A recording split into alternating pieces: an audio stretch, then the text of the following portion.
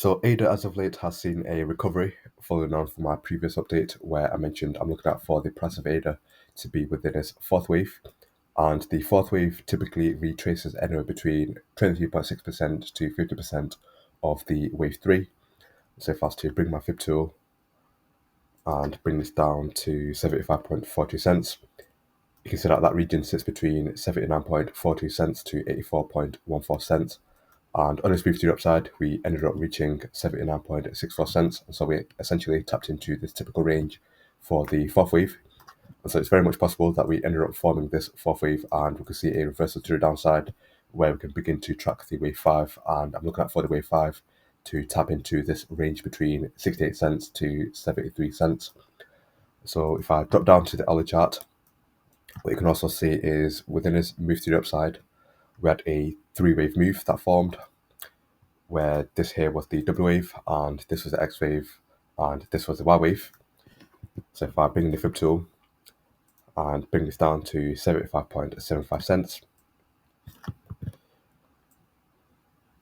and you can see that we ended up tapping into that typical range for the Y wave, which is anywhere between 1 to 1.226, and that region sits between 78.57 cents to 79.25 cents. And again, you can see that we just about exceeded the 1.226 level, but we failed to retrace towards the 1.618 level, which tells me that this is just a corrective move as opposed to an impulsive move. And that was also further confirmed once we breached past this level here, which is the wave W, on this move to the downside.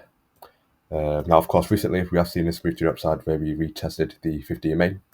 And so one thing that I will be on the lookout for is for a bigger WXY structure to form the fourth wave.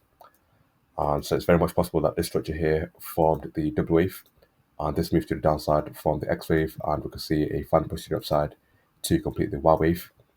So if I bring in the fib tool and bring this down to 76.45 cents, and the typical range for the Y wave, which is anywhere between 1 to 1.226, sits between 80.72 cents to 81.77 cents.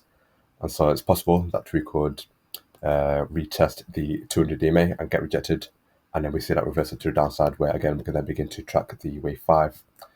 And for us to be bullish, what we need is for the price of ADA to retrace towards the 1.618 level, and that level sits at 83.49 cents. But I'm not holding my breath personally, and the reason being is because we had a 3-wave move that formed this structure here as opposed to a 5-wave move. Now, with that being said, on the hourly chart, we are within the overbought conditions, and so I am anticipating the bears to regain control of the market. Now, us getting rejected at the 50 May is a bearish signal, in my opinion, and so we could see the bears drive the price of ADA down towards lower lows. And if I zoom out and go on the 8-hour chart, you can also see that we are within the overbought conditions. And so again, I'm anticipating the bears to regain control of the market and drive the price of ADA down towards lower lows, where we then tap into this range between 68 cents to 72 cents. But when you zoom out and look at the daily chart, we are within the oversold conditions, and so I'm anticipating a reversal to the upside where we see high highs. But personally, I'm anticipating a final flush where that will then complete this 5-way structure, which in turn will complete the WXY structure that I've been tracking over the past 3 weeks.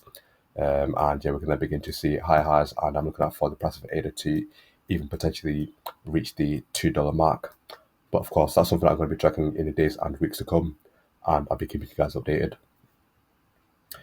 And so, yeah, that's just my update on Cardano ADA.